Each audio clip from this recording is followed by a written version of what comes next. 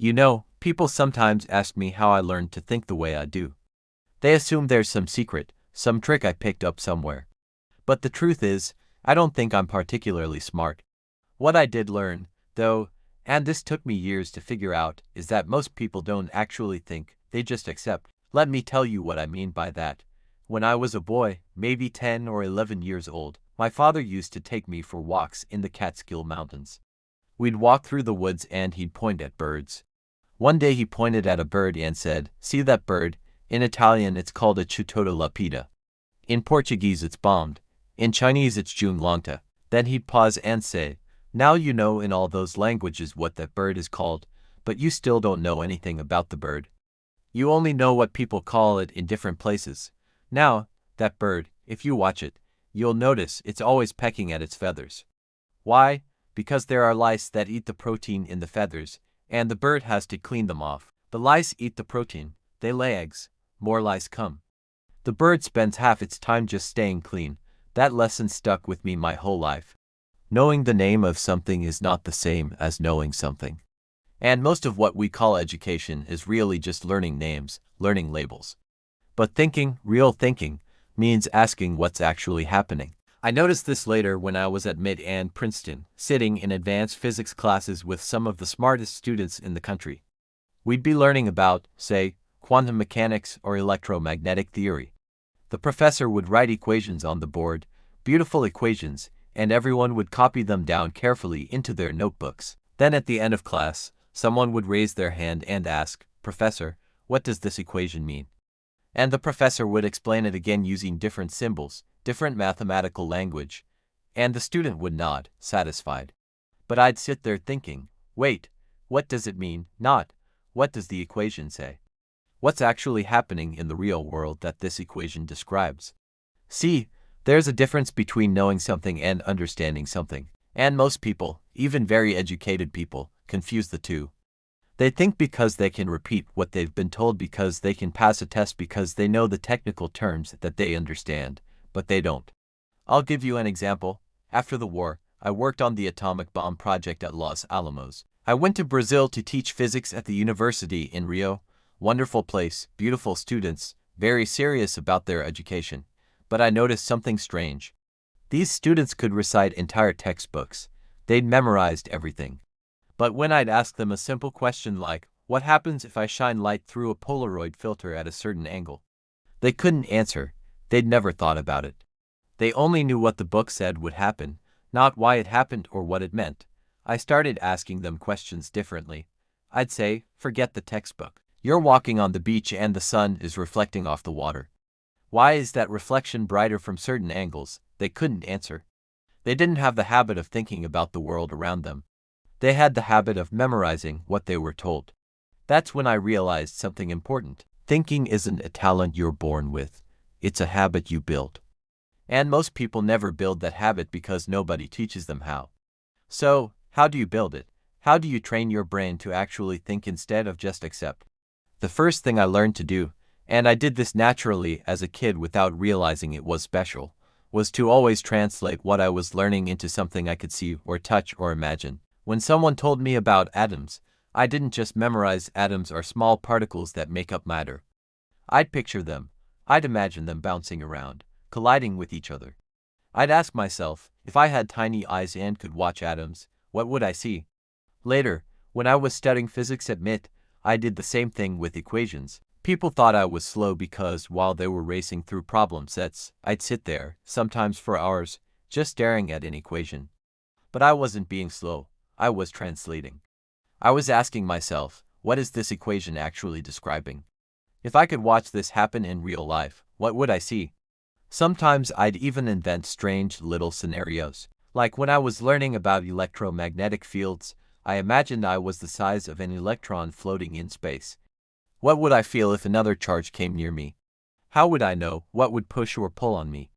This sounds childish, maybe, but it worked because once I could see it in my head, I understood it. And once I understood it, I never forgot it. Here's the thing. Nobody tells you. You can't think clearly about something you can't visualize, and most people skip that step.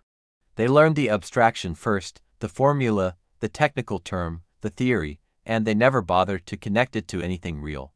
So, it just floats in their head disconnected, meaningless, and then they wonder why they forget everything a week after the exam. The second thing I learned, and this took me longer, was to always ask why. Not just once, but over and over like a child. Children are actually brilliant at this. They'll ask you why the sky is blue, and you'll say, because of the way light scatters in the atmosphere. And they'll say, why does light scatter? And you'll say, because air molecules are small and interact with light waves. And they'll say, why do they interact? And they keep going until you finally admit you don't actually know. We lose that somewhere. We get embarrassed to ask basic questions. We don't want to look stupid, so we just nod and pretend we understand. But that's a disaster because if you don't understand the foundation, everything built on top of it is shaky. I remember once I was teaching at Caltech and a student came to me confused about quantum mechanics. He said, I don't understand the uncertainty principle, and I said, okay, explain to me what you think it means, and he started reciting the textbook definition, something about position and momentum and Planck's constant. And I stopped him and said, no, don't tell me what the book says, tell me what you think is happening, and he couldn't. He literally couldn't tell me because he'd never thought about it. He just memorized it. So we sat down and I said, let's start simple. Forget quantum mechanics for a second. If you wanted to measure where something is like a ball, what would you have to do? And he said, look at it. And I said, right. And how do you look at something? And we went through it. Light bounces off the ball, enters your eye. You see where it is. And I said, now, what if the ball is really, really small? So small that the light you use to look at it actually pushes it when it bounces off. And you could see his face change. He got it, not because I gave him a better definition, but because he finally thought about what was actually happening. This is the secret, if there is one. Don't accept anything until you can explain it to yourself in your own words, using your own pictures, your own analogies. If you can't do that, you don't understand it yet. And that's okay, but don't pretend you do. The third thing, and this is maybe the most important, is that I learned not to be afraid of not knowing. This sounds simple, but it's not. Most people are terrified of admitting they don't understand something. They think it makes them look dumb, so they fake it. They nod along. They use the right words even though they don't really know what those words mean. But here's what I figured out. The smartest thing you can do is admit when you don't know something. Because once you admit it, you can start actually learning it. But if you pretend you already know it, you're stuck. You stop asking questions. You stop thinking. I used to sit in seminars at Princeton and Caltech where some famous physicist would give a talk really technical, really advanced, and everyone would sit there nodding like they understood every word. And maybe some of them did, but I didn't always understand. So, I'd raise my hand and ask a basic question. And sometimes people would look at me like I was simple, but you know what? Half the time after I asked, 3 other people would come up to me afterward and say, thank God you asked that. I didn't understand either. The truth is a lot of what passes for expertise is just people pretending. They've learned the language. They know which words to use, but they don't actually understand what they're talking about. And you can tell if you listen carefully because when you ask them to explain it simply, they can't. They retreat into jargon. They make it sound complicated because they themselves are confused. So, I made a rule for myself. If I can't explain something to a freshman or to a child or to someone with no background in the subject, then I don't really understand it myself. And that's okay. That just means I need to think about it more. There's one more thing, and this might sound strange, but it's been useful for me. I learned to enjoy not knowing, to actually find it exciting when I encounter something I don't understand, because that means there's something new to figure out, something new to play with. When I was at Los Alamos during the war, we were all working incredibly hard, long hours, high pressure. We were building a bomb after all, and I was getting burned out.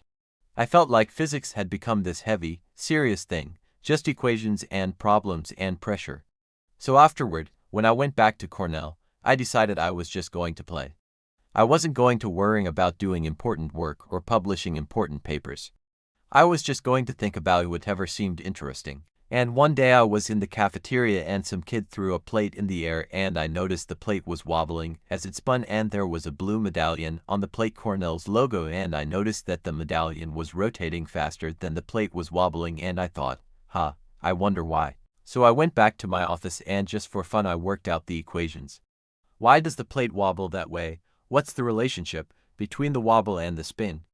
And it turned out to be connected to some deep principles of rotation and angular momentum.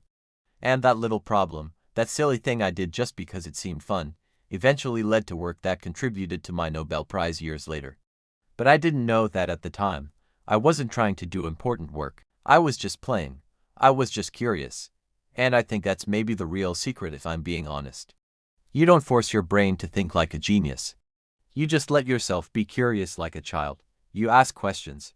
You try to see what's really happening instead of just accepting what you're told. You admit when you don't understand something, and you keep thinking about it until you do. Most people stop themselves before they even start. They think, oh, that's too complicated for me, or I'm not smart enough to understand that, or I'll just trust the experts. But understanding isn't about being smart. It's about being persistent. It's about caring enough to actually think about something instead of just accepting it. I've spent my whole life around the smartest people in the world. Nobel Prize winners, brilliant mathematicians, incredible physicists. And you know what? Some of them were genuinely brilliant. But most of them were just people who never stopped asking questions. Who never accepted something just because everyone else did. Who kept thinking about problems even when everyone else had moved on. You can do that. Anyone can do that. You don't need to be special. You just need to care enough to try. So, next time someone tells you something, anything, doesn't matter what, don't just accept it. Ask yourself, what does that actually mean? Can I picture it? Can I explain it to someone else in my own words? If not, then I don't really understand it yet. And that's okay. That's just where the thinking begins.